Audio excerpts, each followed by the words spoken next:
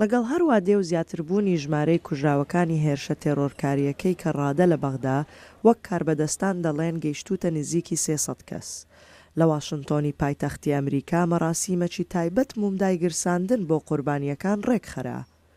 ژمارەیەکی بەرچاوی عێراقی و ئەمریکای و خەڵکی وڵاتانی تریش بەشدار بوون و بێ لە دەربڕینی هاوخەمی ناڕەزاییشیان دەربڕی دژی هێرشە تێرۆرکاریەکان لە عێراق و لە شوێنەکانی تریش. من خەڵکی مەکسیکم، من چام کەوتووە لە وڵاتەکەما بە جۆرێکی تری تیرۆریزم کە قاچاقچیەکانی کەرەسەبی هۆشکەرەکانن. هەرچەندێکە ئەوەندە لەبارەی عێراقەوە نازانم، بەڵام هاوڕێی عێراقیم هەیە. ئەوە سەبارەت بە نەتەوایی و یا ئاین نییە، بەڵکو ئەوە کارێکی ناڕەوایە و دەمانەوێت بزانن کە هەر هەمومان هەست بە ئازار دەکەین و چووکە هەمومان لە هەمان خێزانی مرۆڤەوە هاتوین. بەشداربووان هەرتەنها بۆ خەم دەربڕین و گەیاندنی ناڕەزاییەکانیان لەو مەراسیمی مومدایگرساندنەدا نەبوون، بەڵکو هەندێکیان باسییان لە ئەزمون و هەستی خۆیان دەکرد سەبارەت بەو هێرشە تێرۆرکاریانە. لێرەم چونکە گەلێک تووڕەمە، هیچ وشێک ناتوانێت هەستی من وەسف بکات. ئەوە دووهەمین بۆنەی مۆم هەڵکردنە لەو مانگەدا بەشداری تێدا بکەم. هەمان ئەو کەسانی لە پشتی تەقینەوەی بەغدان بوونە هۆی دەستڕێژی لە ئۆرلاندۆ و تەقینەوە لە شاری مەدینە. هەمان قوربانی بەدەستی هەمان هێرشبەران. لە هەوڵداین لەگەڵ کەسانی ئێرە بزانین چۆن پێشی ئەمە بگرین.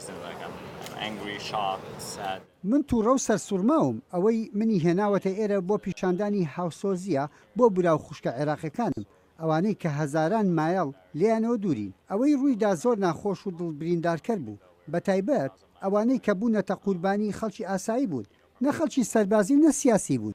ڕێکخەرانی ئەم مەراسیمە وەک باسییان دەکرد کارێکی لەم شێوەیەیان بە پێویست زانیوە، چونکە وەک دەڵێن تێرۆر نە ئاین دەناسیت و نەنەژاد. ئەوەی ئێمە لە هەواڵەکان و تۆڕە کۆمەڵایەتەکان بینیومانە بەڕاستی کارەساتە. هەموو ڕۆژێک ژمارەی قوربانیەکان زیاترە بن. ئەم جارە ئۆتۆمبیلێک بە کەرەسەی کیمیاییەوە تەقیەوە و خەڵکی سوتان و توانەوە. ئەوە من لێرەم و پێویستە شتێک بۆ قوربانیەکان و وڵاتەکەم بکەم. هەروەها نیشانی بدەم خەڵکی لە سەرانسەری جیهان گرنگیان پێ ئەدات و بۆیان یەکگرتووە. هیوادارم ئەم تیرۆریزمە کۆتایی پێبێت. لەگەڵ خەم و مەخابنەکانی خەڵکدا بۆ ئەم هێرشە تێرۆرکاریانەی تێرۆریستانی دەوڵەتی ئیسلامی، بەڵام بڕوایان هەیە بەوەی ئایندە بۆ ئاشتی و پێکەوە ژیانە نەک بۆ تێرۆریزم.